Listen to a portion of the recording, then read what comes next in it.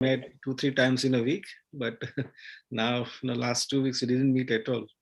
So I'm very happy to be back with all of you.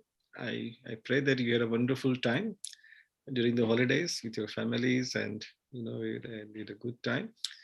Uh, Hopefully nobody had Omicron or Delta or coronavirus, and we're praying very sincerely to the Lord. Let this be the last wave of this pandemic, and that we never have to go through this pandemic ever again. One of my friend recently, he said that devotees, they are never worried of any such things, because in Gita Krishna all says anything which has got a beginning, it has an end. Nothing is forever in this world. So this pandemic started some years back, couple of years back. It has to come to end. No epidemic or pandemic has ever stayed. Hope so. Always. So it is going to end very soon. But it also said, devotees, they make the best use of whatever comes into their way. If they're stuck in a traffic, no problem. We can take out our bead bag and chant Hare Krishna or listen to the class. Others people are banging their head on the steering. Why this traffic? Why this is the problem? But devotees are always happy. If there's a, if you get a virus or if it's lockdown, no problem. We can have an online Zoom class, with the devotees. So devotees are happy in all the conditions. It is those who are not devotees, they have all the problems. Anyway, we are resuming our Krishna book reading on Saturdays. Today we are covering, or try to cover this very long chapter, chapter 14 of Lord Brahma's prayer to Krishna. So we'll just recap what has happened so far in the story. That Krishna, he killed this very giant demon who came in the form of a serpent, a snake, 8-mile long serpent. And Krishna, who killed him, and his name was Aghasur.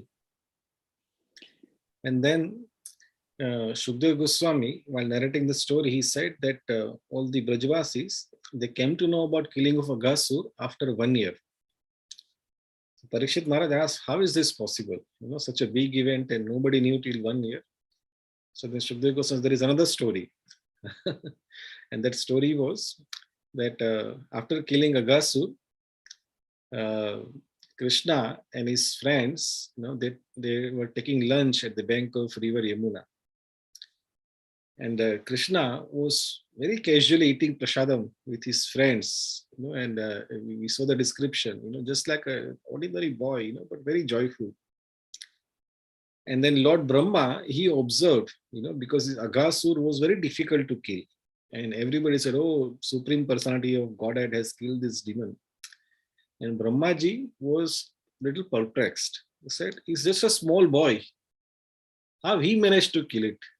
So let me test it whether he's a supreme God or not.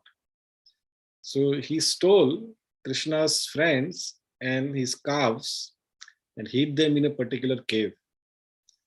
So Krishna, he expanded, himself into different boys, cowherd boys and cows. And they were just identical. They were so identical that even Brahmaji could not decide, which one is the original. Original is always one. But Brahmaji also could not decide, that who is the original. So, because for Lord Brahma, he just stole it for a moment. But Brahmaji's 1 moment is our 1 year. So the whole 1 year, the cows and cowherd boys, they were going to Vrindavan, coming back again every day to the pastures. And then Brahmaji, at the end, he realized that he did a mistake. He came to the place and he saw that all the cows and boys are there as it is. And Krishna gave him the vision that actually they are Krishna's own expansion. They were all in the form of a Narayan, with the 4 hands, and Krishna gave him the vision. And then, Lord Brahmaji, he realized that he did a big mistake. I should not have tested. I should have known. So then Brahmaji, he starts praying to the Lord now. That my Lord, I'm sorry. And he starts glorifying the Lord. And my dear friends, this in the Vedic literature, one of the most sweet things to ever read is the prayers of the great devotees. Now, when we read those prayers, it is so full of nectar. All philosophy, all the glories, all our own position, everything is there in those prayers. You know, but it requires a little patience and a little bit of patience and a little bit of taste into these prayers. Personally, when I started hearing those prayers, and I thought, this is, I like stories. I don't want prayers. It is boring. But over the years, as I realized, the glories of these great devotees. Some earlier, last year, we covered one chapter of Gajendra, the elephant, how Krishna saved Gajendra. And Gajendra also offers prayers to the Lord. Beautiful prayers, one of the most sweet prayers you can ever have. And prayers of Prahlad Maharaj, prayers of Kunti, prayers of Dhruv Maharaj. Here the prayers of Brahmaji. In the Bhagavatam, there is one also very, very nectarian prayers of Pingala. She was a prostitute, but she became a devotee and she offers, these prayers to the Lord. Beautiful, beautiful prayers. So in this chapter, it's quite a long chapter. We won't be able to read the full chapter today, but we'll just take one or two, significant points from this chapter and then really deep dive into it. And then at the end of this today's session, we will hear one story which is not part of this chapter, but it is connected to this pastime. So what we can do is that we can start reading this initial few paragraph, and then we can go a little deeper into it. So what we'll do from this year onwards, those who want to read, if they can, just raise their hands. So I know who wants to read, then we can just take turns. So then, those who want to read, they can be ready, by reading this chapter. So how many of you like to read? Okay, Mataji. Yes, me. Yeah, Krishna as well, and then Jai Krishna Prabhu. Okay. So we got 3 volunteers, and anybody else, if they want to read, you can just tell me in the middle. So, Shravanti, if you want to read, first few paragraphs, I'll tell you when to stop. Okay, you can start. Yeah. Hare Krishna, sir, everybody. Hare Krishna. Chapter 14, prayers offered by Lord Brahma to Lord Krishna. Brahma said, "My dear Lord, you are the only worshipable Supreme Lord, the personality of Godhead. Therefore, I am offering my humble obeisances and prayers just to please you. Your bodily features are the color of clouds filled with water. You are glittering with a silver, electric aura emanating from your yellow garments. Let me offer my respectful, repeated obeisances unto the son of Maharaja Nanda, who is standing before me with conch shell earrings and a peacock feather on his head. His face is beautiful. He is wearing a helmet and is garlanded by forest flowers, and he stands with a morsel of food in his hand. He is decorated with a cane, a buffalo horn, bugle, and a flute. He stands before me with small lotus feet. My dear Lord, people may say that I am the master of all Vedic knowledge, and I am supposed to be the creator of this universe. But it has been proved now that I cannot understand you who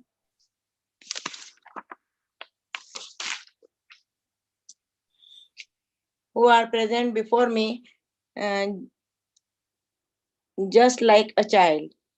You are playing with your boyfriend and cows, which might imply that you do not even have sufficient education. You are appearing just like a village boy, carrying your food in your hand and searching for your cows. And yet, there is so much difference between your body and mind that I cannot estimate the potency of your body. As I have already stated in the Brahma Samhita, your body is not material. In the Brahma, what is that? Samhita. In the Brahma Samhita, it is stated that the body of the Lord is all spiritual. There is no difference between the Lord's body and himself. Each limb of his body can perform the actions of all the others. The Lord can see with his hands. He can hear with his ears. He can accept offerings with his legs. And he can create with his mouth. Mataji, we'll stop here, Mataji. Thank you, Mataji. We'll stop here. Oh, thank you. Quite a few points. Thank Sorry, you so thank much. you. Thank you. So Brahmaji, he begins his prayers. He says, "My dear Lord, you are the only worshipable Supreme Lord, the Supreme Personality of Godhead. Therefore, I am offering my humble obeisances and prayers just to please you. Your bodily features are the color of clouds filled with water. You are glittering with a silver electric aura emanating from your yellow garments." So Brahmaji, it is natural. When you see the Lord, you see the Lord's form. And Brahmaji is simply glorifying the Lord's form. And he's saying, "My Lord, your bodily color, your complexion is just like a rain cloud which is filled with water. That means a rain cloud. So Krishna is blackish. So when you say Krishna is black, is blackish, the nearest color which comes is this rain cloud.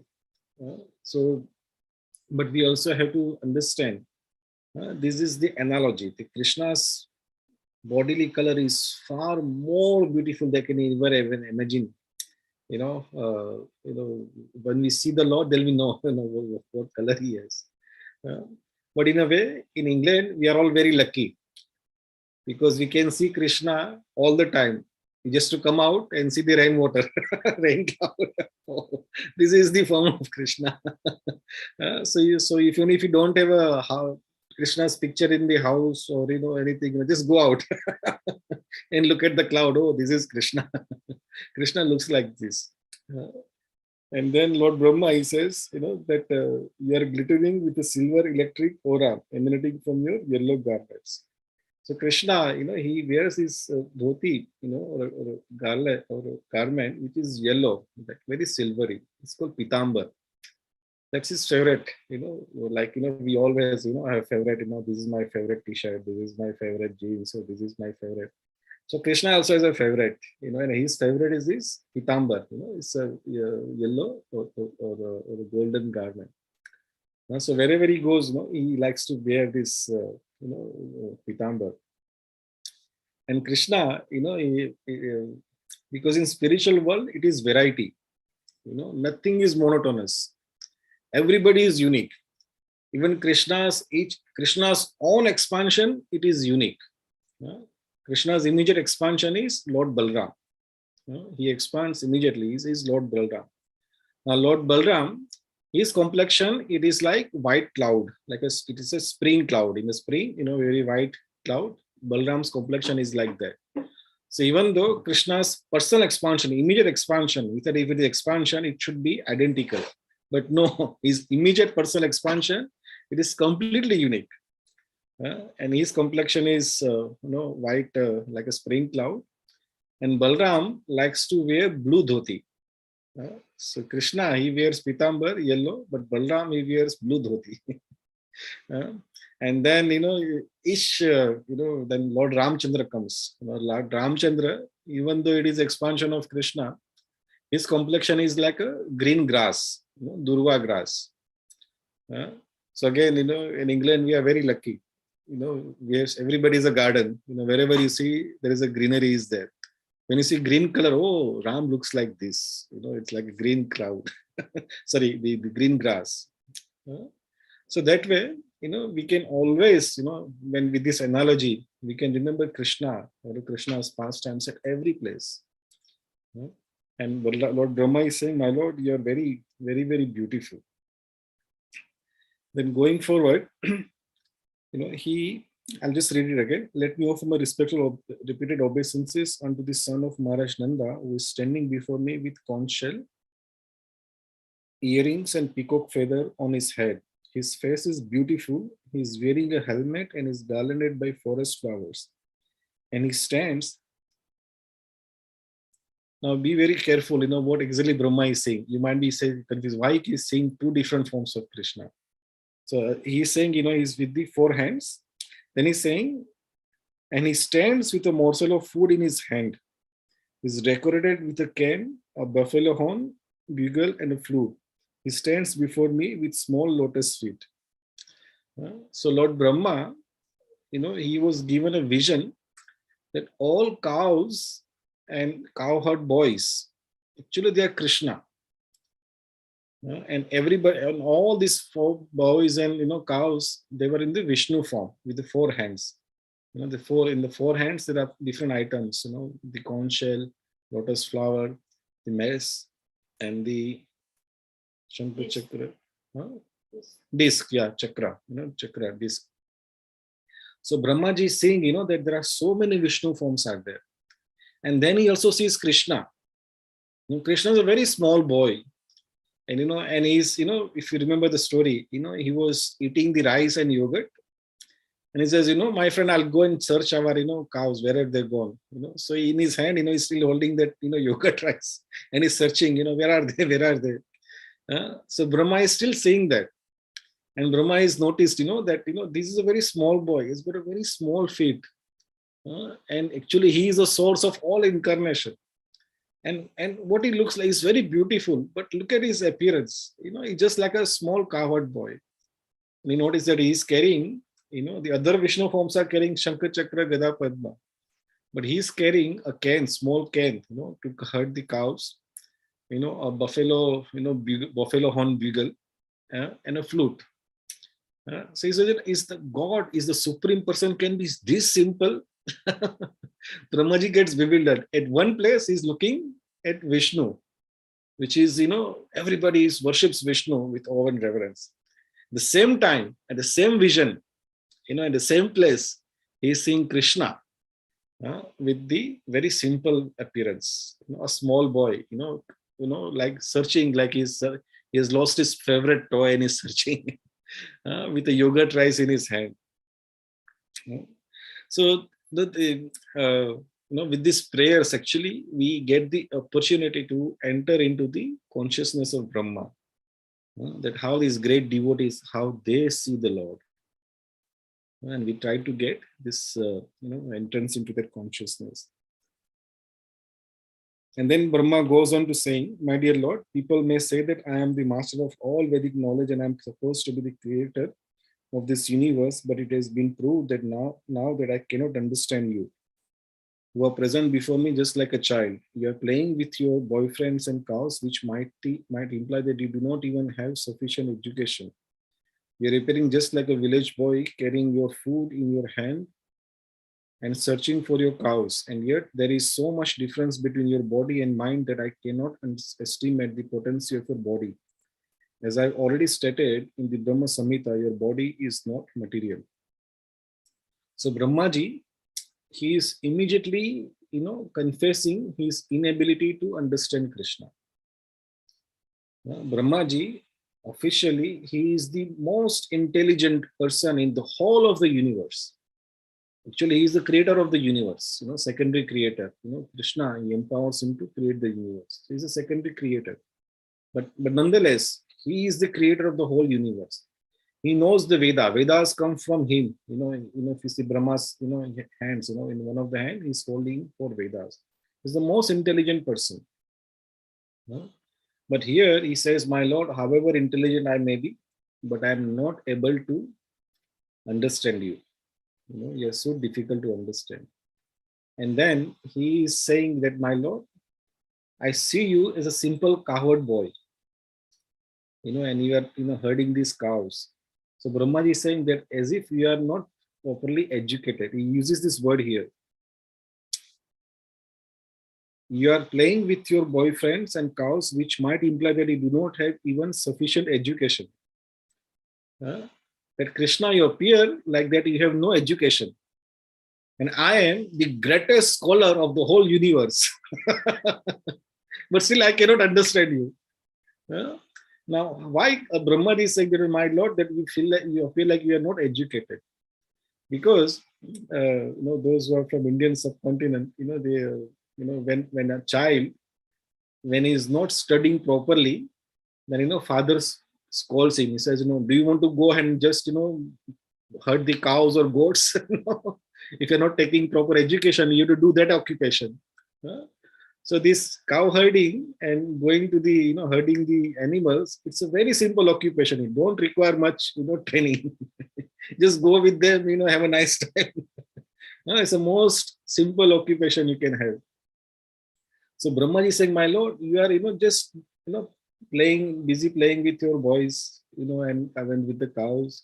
So you are not properly, you do not seem to have proper education. But still, even though I am the most intelligent, the most educated person, but I cannot understand you.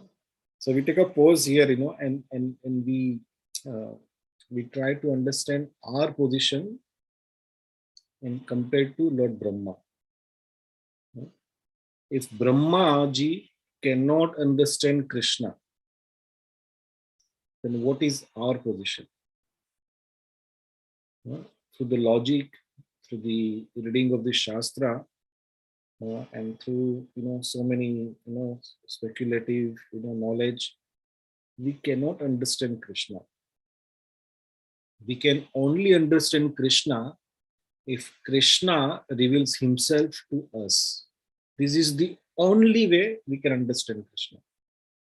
And that also however much Krishna reveals to us. So our whole process of bhakti is not to understand Krishna. Our process is to simply serve Krishna and attract his mercy by chanting, by reading scriptures, by offering food and doing so many other spiritual activities. Our purpose is to simply please Krishna. If Krishna is pleased, and when he's pleased, when he reveals himself to us, then we can understand Krishna. Otherwise, simply by reading scriptures, and reciting shlokas, and giving, logical conclusions from the scriptures, having a lot of debates, we will not be able to go anywhere. Brahmaji is the highest, the most educated, learned, intelligent person in the whole of universe. And he is clearly saying, right in the beginning of his prayers, my Lord, I cannot understand you. What is our position? We have no chance at all.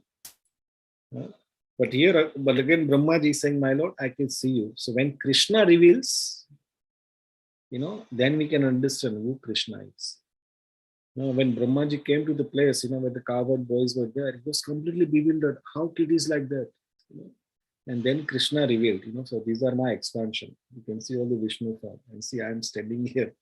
And then Brahmaji understood, oh, this is like this. And then Brahmaji is now mentioning in the last paragraph that, my Lord, that actually I'm not equal to you. No? Your body and my body is different.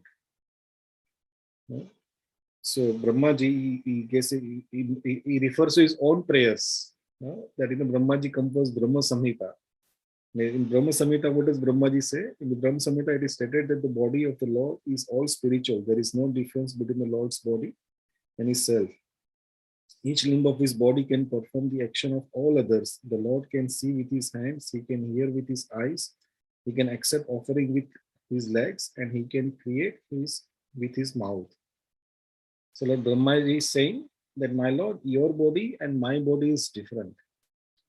Our body, there's a huge difference between our body and the Lord's body.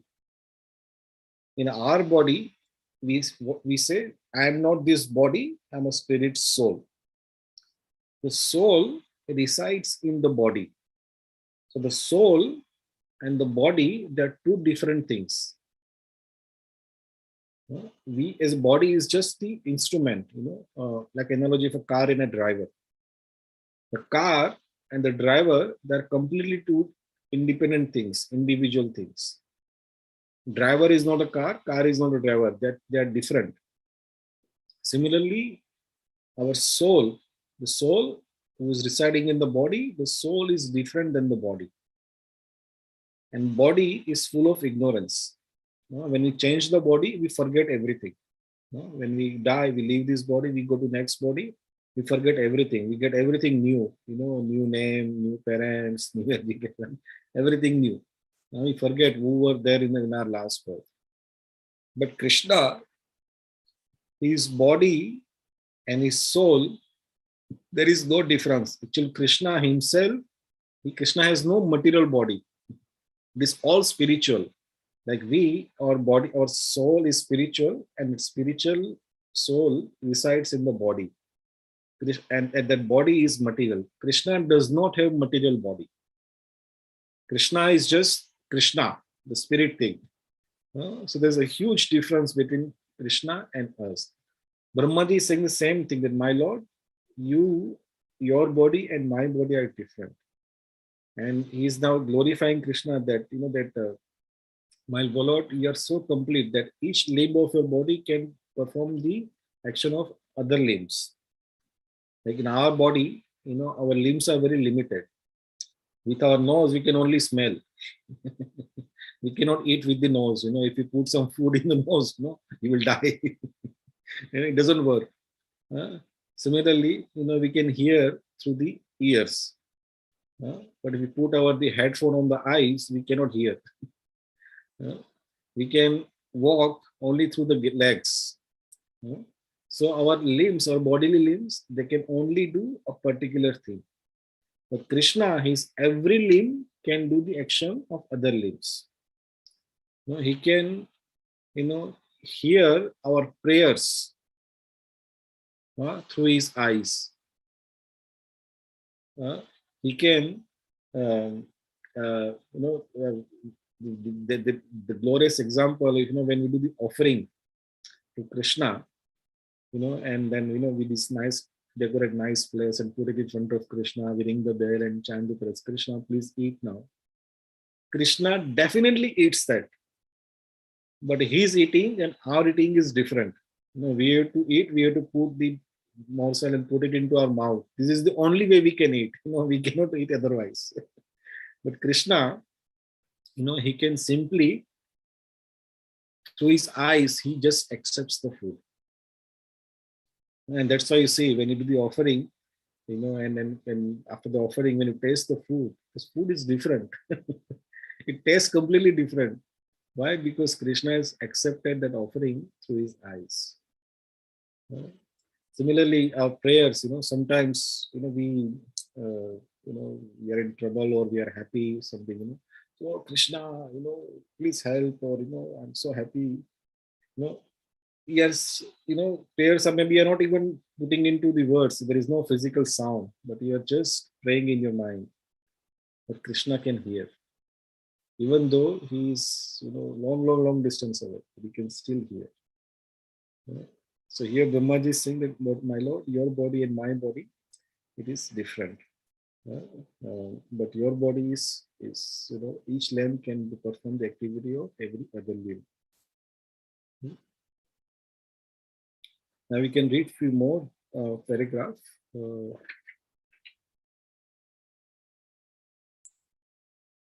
I think what we will do, we will now talk about, after he does, Brahmaji now goes on, and he talks and he speaks about, many wonderful things.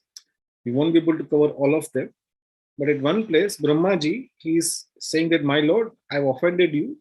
Now I desire to take part in Vrindavan, take birth in Vrindavan. And so that, I can, with the help of Vrajvasis, I can rectify myself. So he does that prayer. Let me see what paragraph it is.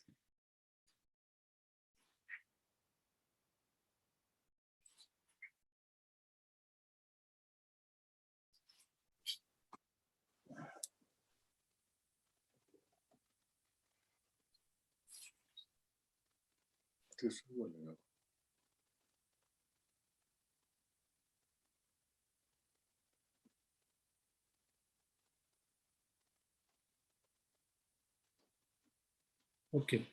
J. Krishna, would you like to read now? If you have, do you have a book, or shall I just share it on the screen? No, shall I just continue from Brahma continued? No, Prabhuji. Now we are moving quite forward. There's a paragraph called, in the Krishna book is on page 136. If you have, are you reading it online, Prabhu? I'm reading online, yeah. How does the paragraph start? He says, my dear Lord, I am therefore not interested in either material opulences or liberation. Okay, I'll find it. Oh, sure.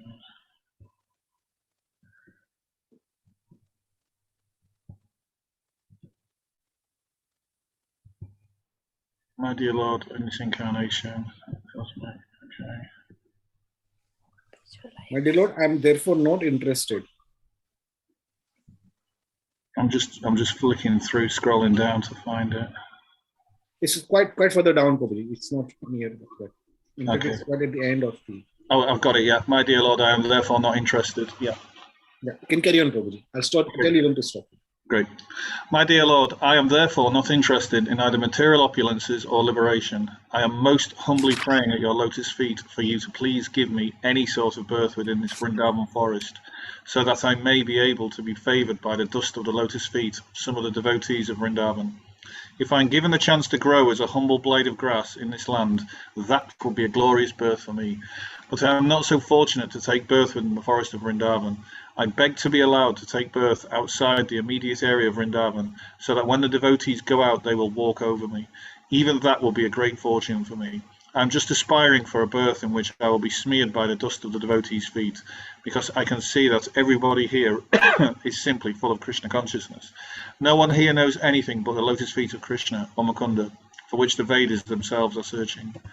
It is confirmed in the Bhagavad Gita that the purpose of Vedic knowledge is to find Krishna, and it is said in the Brahma Samhita that it is very difficult to find Krishna, the Supreme Personality of Godhead, by systematic reading of the Vedic literature, but is very easily available through the mercy of a pure devotee. The pure devotees of Vrindavan are fortunate because they can see Mukunda, Lord Krishna, all the time.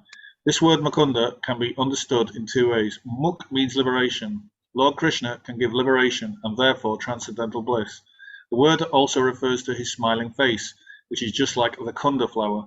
Mukha means face. The Kunda flower is very beautiful, and it appears to be smiling, thus the comparison is made.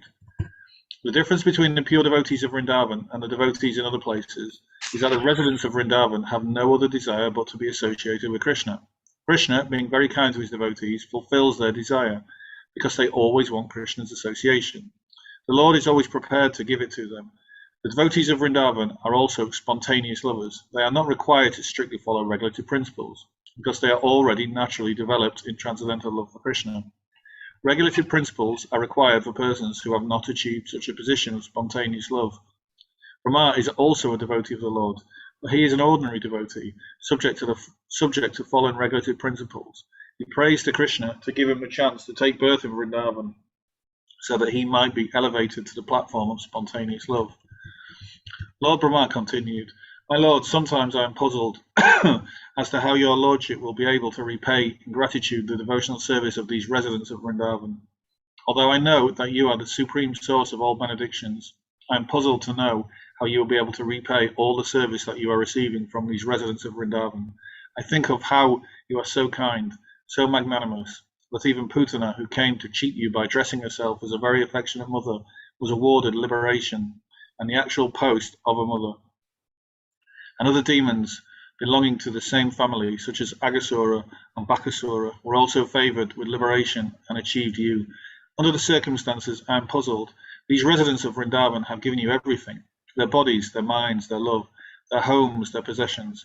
Everything is being utilised for your purpose. So how will you be able to repay your debt to them? You've already given yourself to Putana.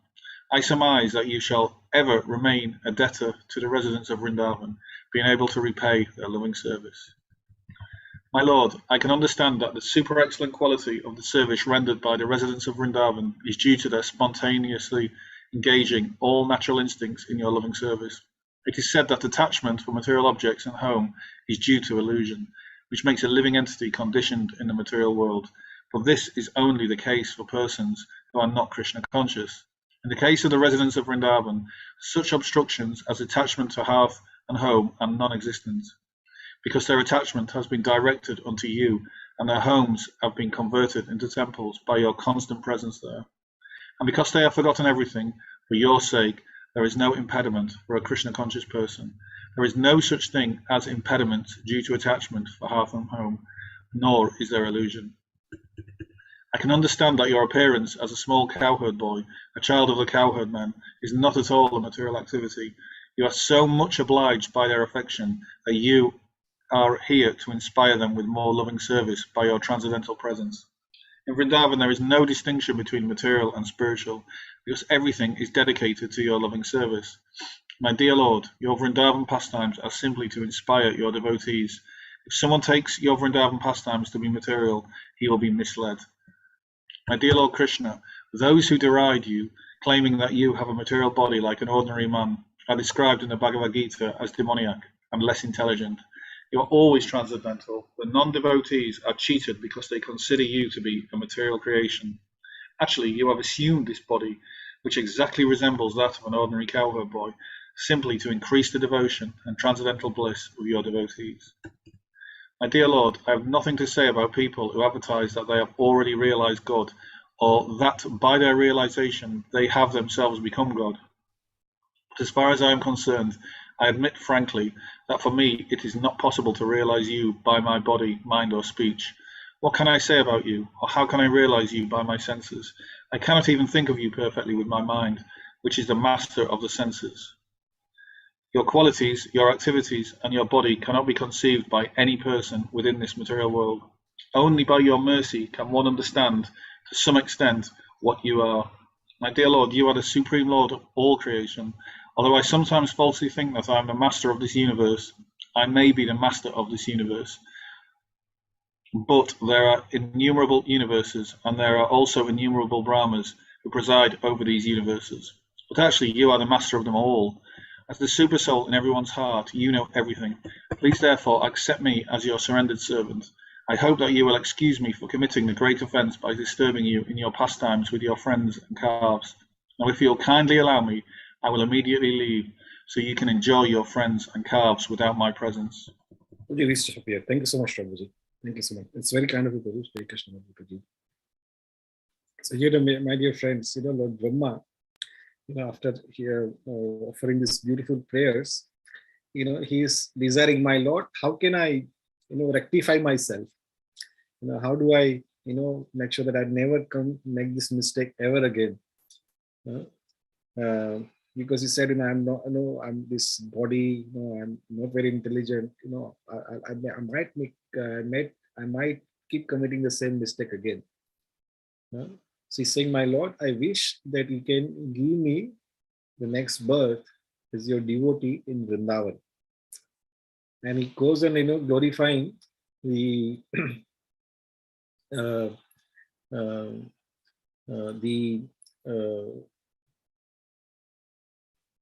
the consciousness of Brajabasis, the devotees in Vrindavan. There, Brahmaji is saying everybody simply wants to serve you. And because everybody is simply connected, in your service, and everybody is very simple hearted, they have no complexities in their life. In their life, there is only one and only one goal: how we can please Krishna, how we can serve Krishna. So, my dear Lord, I want to take my next birth in Vrindavan. So, while doing that prayers, he says, my dear Lord, I'm not that qualified to even ask you to give me as one of your devotee in Vrindavan. This is too much to ask you. You can just make me a little blade of grass in Vrindavan. How many of us would like to become a blade of grass? So this Brahmaji is saying, I'm a great person. I'm a big Brahma, very intelligent, very, big person, very influential person, very mystic. I got so many mystic powers. I can create, I can manage. I'm a big person.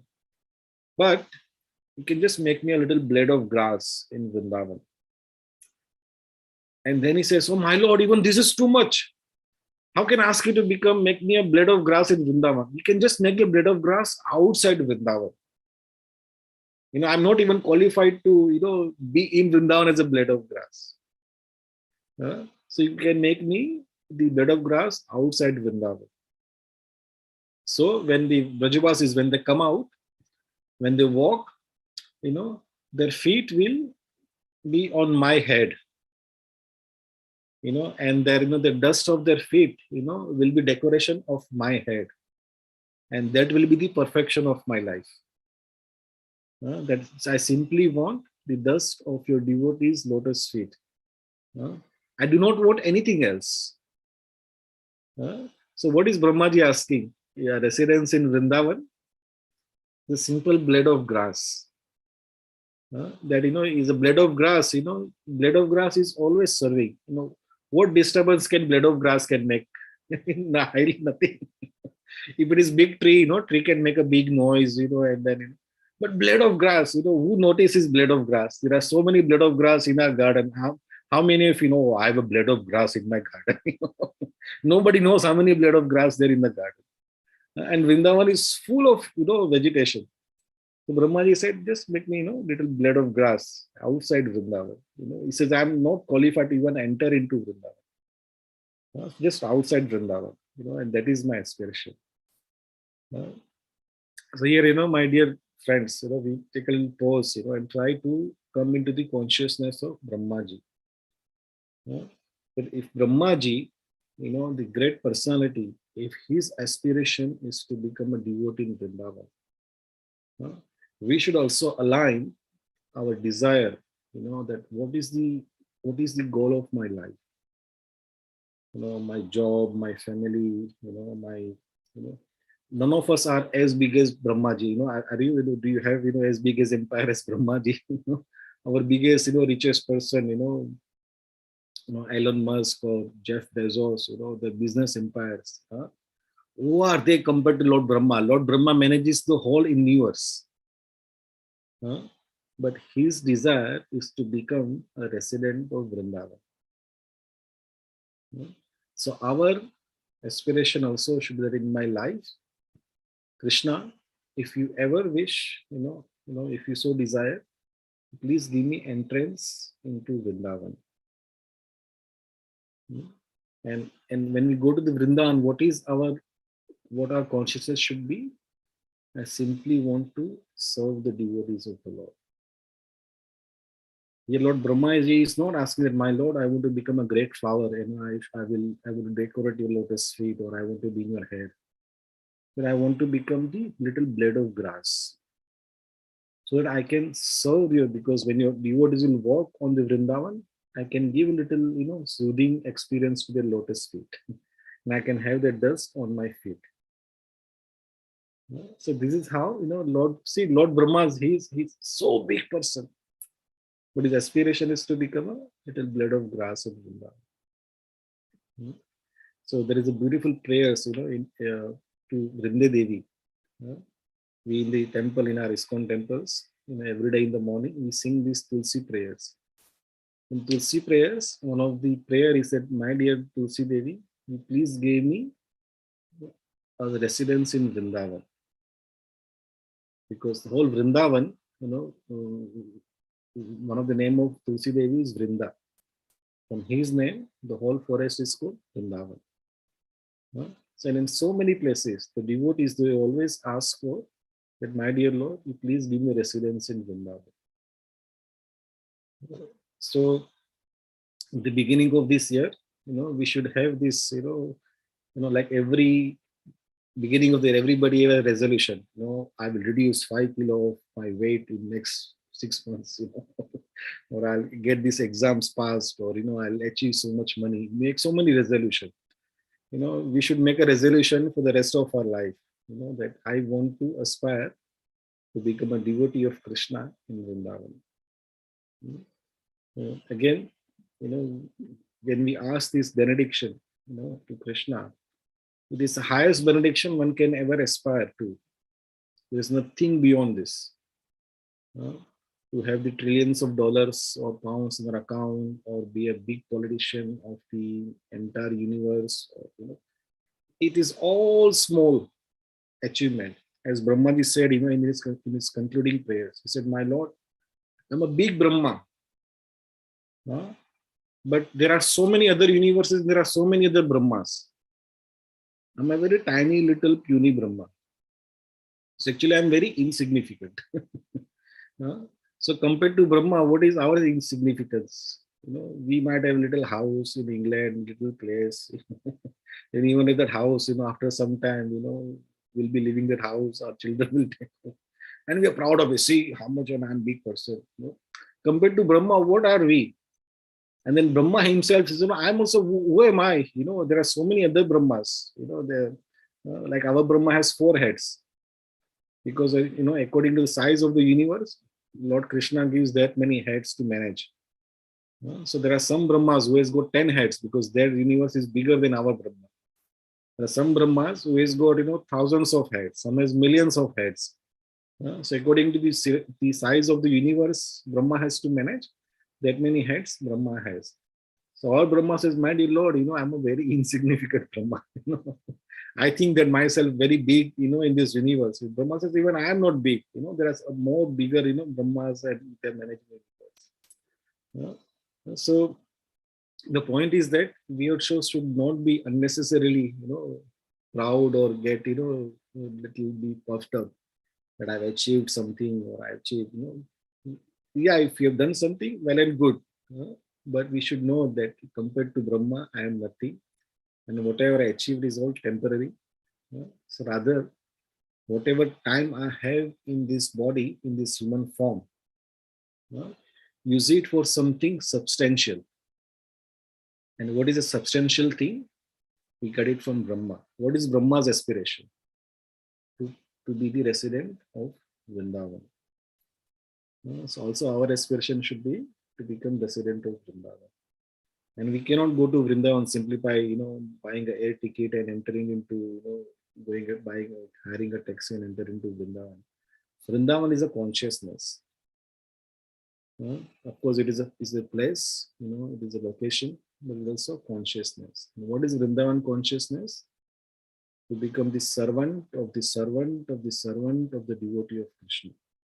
That is Vrindavan consciousness. So we can be in Vrindavan right now, right here, right in England. We can be in Vrindavan simply by changing our consciousness. That I want to become the servant of the servant of the servant of the devotee of Krishna. If you have that consciousness, you can be in Vrindavan anywhere. Prabhupada, he is a Brajabasi. He is a resident of Vrindavan. He came from spiritual world, in Golok Vrindavan, and he was here in this world. And he's, before he came to America, actually he was living in Vrindavan. But then he came to West. He came to England. He came to America. He went to Australia, Africa, so many countries in this world. And wherever he went, he brought that Vrindavan consciousness with him. And because of him, we have this Vrindavan consciousness. So on this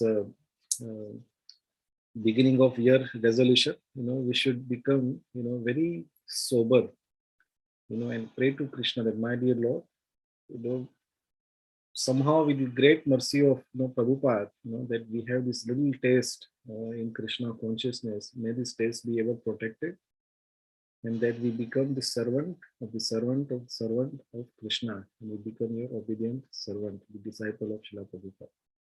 You simply remain faithful to Prabhupada's instruction, then going to Vrindavan, or getting entrance into Vrindavan will be very easy.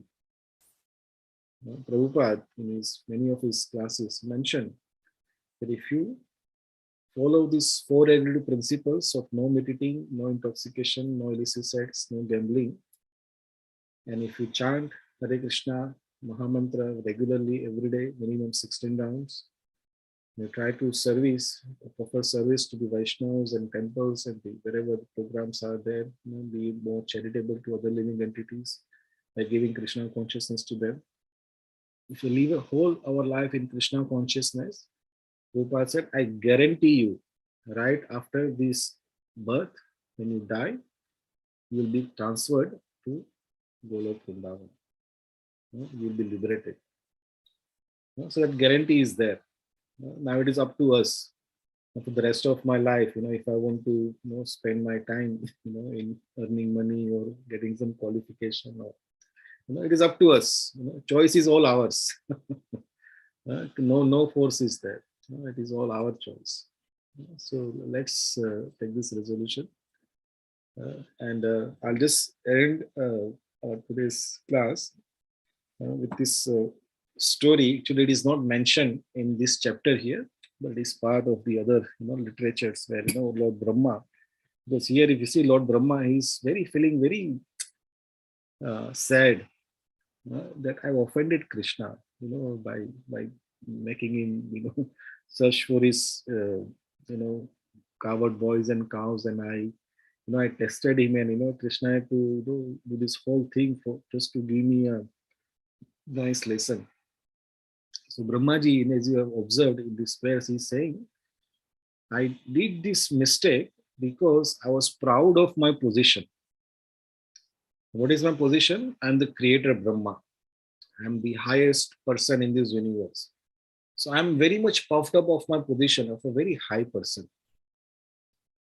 So my high position made me to offend Krishna. I was proud. I was very puffed up. So whenever he comes again in this world again, this Brahmaji knows, Krishna comes again and again in this world. So I want to assist Krishna. Whenever Krishna comes, I want to assist Krishna, and I want to take a very low position. I don't want to take birth in a very high Brahman family, or very qualified or very great devotee's house. I want to take a very low birth. So then Lord Brahma, he was waiting when the Krishna will come next. Because it says, when Krishna says, I've offended him, I cannot dare, cannot go again in front of him.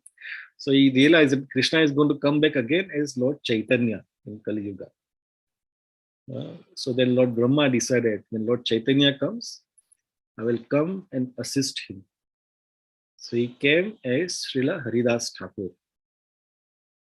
So, we in temple, after every kirtan we say, Namacharya Srila Haridas Thakur ki jai. And he is the Acharya, or the authority in chanting the holy name of Krishna. So Namacharya Haridas Thakur. And he took a birth in a very simple, low family. He was not a very highly qualified, but very simple, low family. And he came quite a few years before Lord Chaitanya. And Haridas Thakur, he would always chant the name of Krishna, and he would always try to give this Krishna consciousness to anyone and everyone who comes in contact with him. So it is Haridas Thakur, he is to chant 192 rounds every day. We chant 16 rounds in a day and we think, oh, it is too much. He used to chant 192 rounds every day, which, my dear friends, if you calculate, no, it might take about 20 hours in a day. So you got only 4 hours to yourself. Within these 4 hours, you have to sleep, you have to eat, you have to take bath or whatever. So Haridas Thakur used to chant 192 rounds every day. And he will also preach also. He will go out, and he will talk about, Krishna consciousness. He'll give classes, and he was, he was, so Sanatan Goswami, not Sanatan Goswami, Advaita Charya. He says Haridas Thakur is a perfect devotee. Why? Because he's practicing what he's preaching and he's preaching what he's practicing. Sometimes he says, some devotees, they are just very selfish in a way that, I got Hare Krishna, I will chant my Hare Krishna round, I'll read books, I'll serve Krishna, I'll go back to Godhead.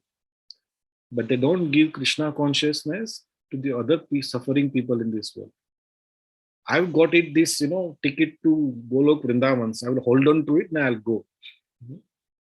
Haridas Thakur, he would go out and preach Krishna consciousness. And for doing that, he was so much persecuted because he came from, the Mohammedan family, Islamic family.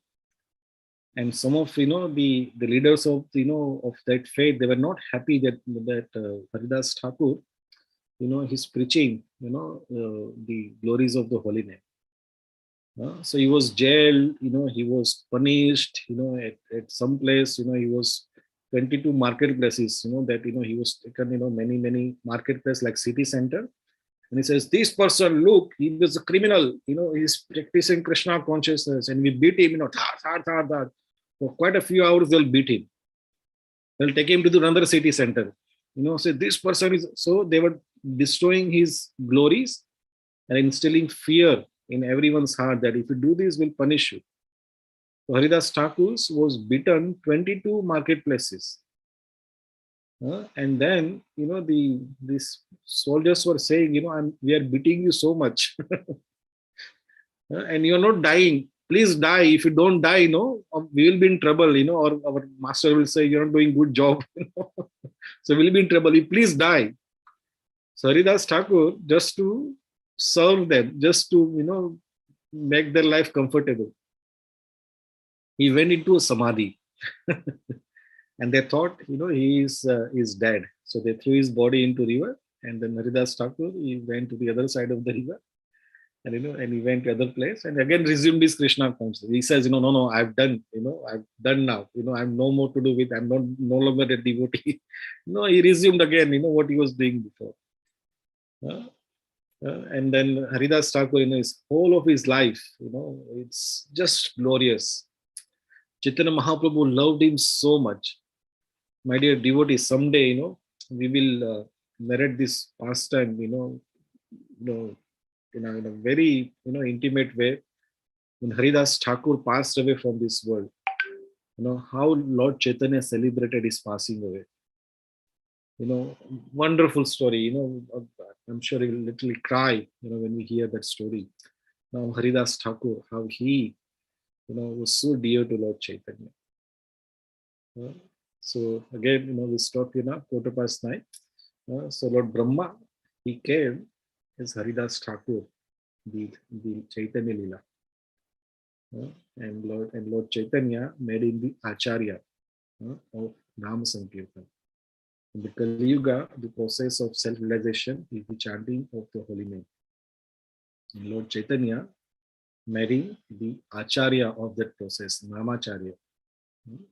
So many of our devotees, before we chant Hare Krishna, we offer our obeisances to Haridas Thakur.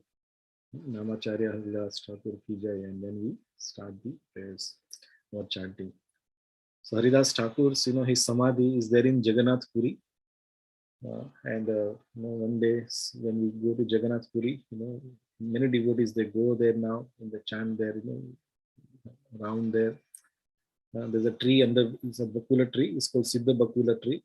And that's where, Haridas Thakur used to sit under that tree and he will chant Hare Krishna.